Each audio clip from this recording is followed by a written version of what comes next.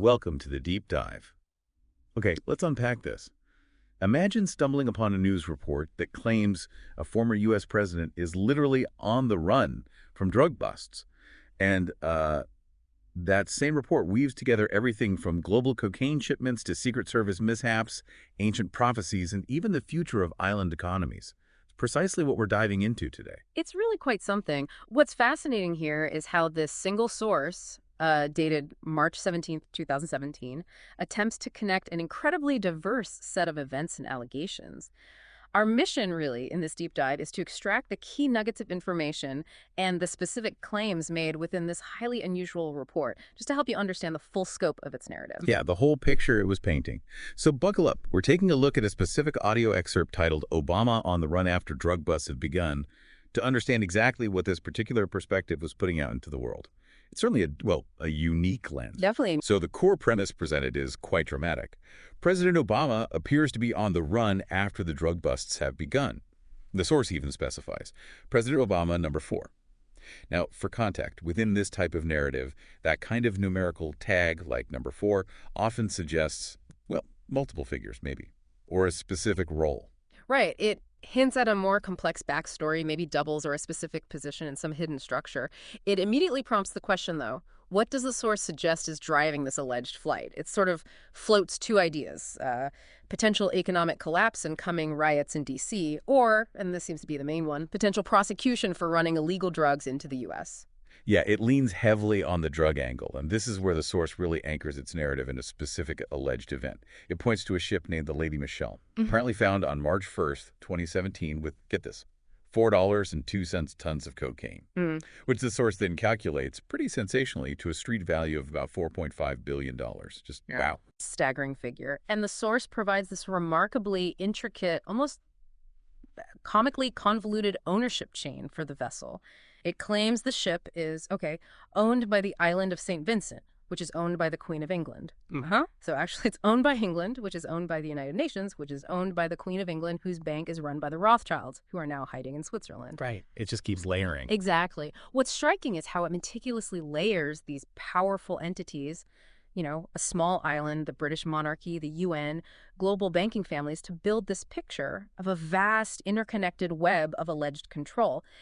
It really exemplifies how this particular narrative frames world events, like they're all orchestrated by some hidden power structure. And then it adds this stark claim that this amount of cocaine is equivalent to about 100 U.S. soldiers' lives, valuing each soldier at $450 million to the Bushes and Clintons. Which is just another level of accusation entirely.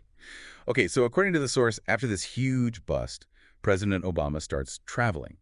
A series of trips, each with a specific alleged purpose. First stop mentioned is New York City, purportedly to meet with attorneys about his illegal status here in the United States. The source then just broadly claims he and number 2, 3, and 4, and 5 are all illegal aliens. So quite a claim there. From New York, the source says Obama flew to meet Warren Buffett, described as one of the Council of 45 plus 1.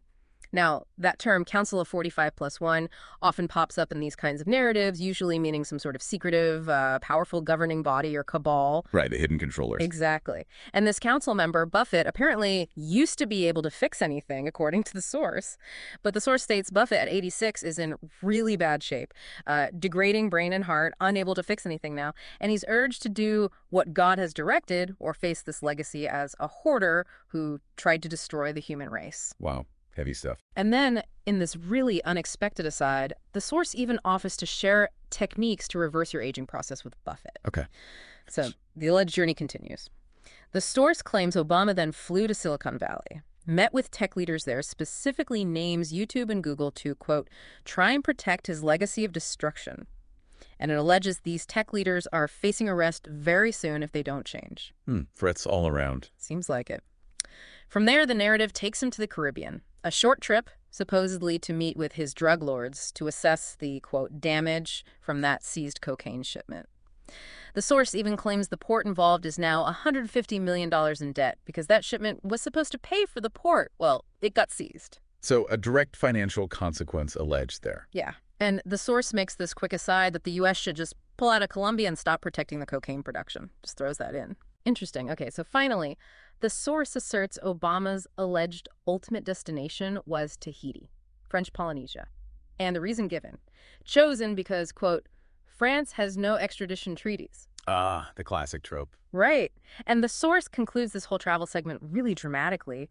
Obama's in hiding. The FBI can't even talk to him. You decide if he's running for prosecution. So you see how this entire sequence of alleged movements is constructed. It builds that central narrative. A high-profile figure desperately trying to evade consequences. Yeah, it paints a very specific picture. But the source doesn't stop there, does it? It connects Obama's alleged actions beyond just the drug narrative to, like, wider economic and societal problems.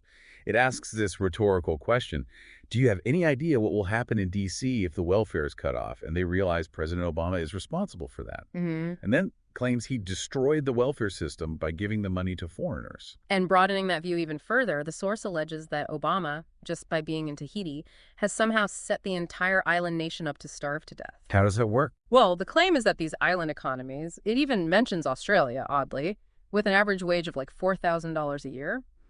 Some apparently closer to $1,000, they run on coconuts and pineapples and don't grow food. So they depend on the U.S. dollar. Okay. Therefore, if the dollar crashes, which seems to be an underlying fear here, these people will starve to death. It's quite a leap. And it also throws in that elites is spraying the world to decrease agricultural productions. Spraying, like chemtrails. It seems to imply something along those lines, yeah. Yep. Tied into food production control. Okay. The source also talks about collapsing pension funds. And it states that what President Trump has to do is restabilize the pension funds. And the proposed solution suggests that if he cuts all the foreigners off of Social Security, there's the money to restabilize the pension funds. A very specific and politically charged proposed solution. Extremely. And then the source explicitly states, there it is, confirmed he stole money, referencing some kind of U.S. Treasury report which shows how much money he stole. Though naturally, no specific report details are given. Right. And the report contains several other pretty distinct claims, often weaving in more political figures, more global scenarios. It touches on the FBI and CIA, for instance. Says most agents are actually good people. They're not in favor of this huge illegal drug dealing network that's owned by King Carlos in Spain, nor are they keen on any type of nuclear war that would lead to the destruction of planet Earth. King Carlos of Spain owning a drug network. Okay. Yeah, another specific allegation. Okay. And it adds quite dramatically that modern weapons could crack this planet in half in a matter of seconds. Just, raising the stakes. Definitely raises the stakes. And the source's accusations, they extend beyond Obama to other big political names too, right? What claims does it make about, say, Hillary Clinton? Ah, yes. The source states very directly, Jeff Sessions is not going any deeper into Hillary's emails. They have enough to hang her from the nearest yardarm, but the original one is dead. The original one is dead. Okay, that hints at that common conspiracy theory trope, right? Figures being replaced by doubles or clones. Precisely. It taps right into that kind of thinking. And moving across the Atlantic, Angela Merkel. What's the source's take on her role in all this? She's described rather pointedly as head of the Stasi party, like the Nazi party, claims she's working directly with that Council of 45+1 we mentioned earlier. Comparing her party to the Stasi and the Nazis. That's strong language. Very strong. For context, of course, the Stasi was the East German secret police known for mass surveillance and repression, so it's a stark comparison. And the source even depicts this alleged meeting where Trump sends a message to Merkel to stabilize this econ economy or it's over, claiming Trump has recordings of every fart she's done, every mumble she's done for the last 4 years. Every fart. Okay, that's specific. Adds a certain flavor to the claim. That certainly does. Yeah. The source also touches on marijuana policy. What's the specific claim there? Just states that the U.S. Attorney General, Jeff Sessions, has discussed making dope, marijuana, illegal in every state. Using terms like dope, marijuana. Yeah, it's notable how it mixes that informal language right into its reporting on, potential federal policy. It really feels like a stream of consciousness sometimes. And as if the narrative wasn't already packed enough, the source includes several seemingly unrelated but equally peculiar claims. Like, it recounts this really bizarre story. Something about transporting little Donald Trump's grandson, Donald Trump III. Yes. where two Secret Service agents were allegedly fired because the grandson threw a temper tantrum over selfies. It's just dropped in there. So random. Yeah, and compounding that, the source also notes, another Secret Service laptop was stolen, which contains top secret information, claiming they lose one laptop about every month. Just adding to a sense of chaos or incompetence, maybe. Maybe. And finally, the source mentions praying for those on the Council of 75+1 to come forward to do as God has directed them to do before they get replaced. Speculating, rather grimly, they'll be turned into dog food if they don't. Turned into dog Yeah. food. Wow. And then, perhaps most strangely of all, the report includes an actual product endorsement right in the middle of all this for Get the Tea chocolate colostrum, praising its benefits, suggesting people stock up because of unspecified future spraying events. A product pitch embedded in this narrative. Exactly. The inclusion of a commercial pitch within a report filled with such serious, frankly, world-altering claims, it's a really unique characteristic of this source's whole presentation style. Wow. Okay. So after navigating such a dense array of interconnected, often truly astonishing claims, what does this all mean? We've just gone through this remarkable deep dive, pulling out claims that weave together political figures, international drug ops, economic collapse, even personal health advice, all presented as one single cohesive narrative back in March 2017. What implications might this kind of narrative suggest about how we evaluate information, maybe? Or just how stories get woven together? Well, if we place this in a wider context, the source presents a very, very clear villain, doesn't it, in Obama, who, by its account, has basically destroyed everything and is now on the run. It's this comprehensive, incredibly densely packed set of allegations, all designed, it seems, to explain a huge range of world events through one very specific, you might say, conspiratorial lens. Yeah, a very particular lens indeed. We encourage you, listening, to ponder how narratives like this, however complex or unconventional they seem, can be constructed to explain the world around us. What stands out to you about how this particular source built its story and how it presented its version of reality? Something to think about.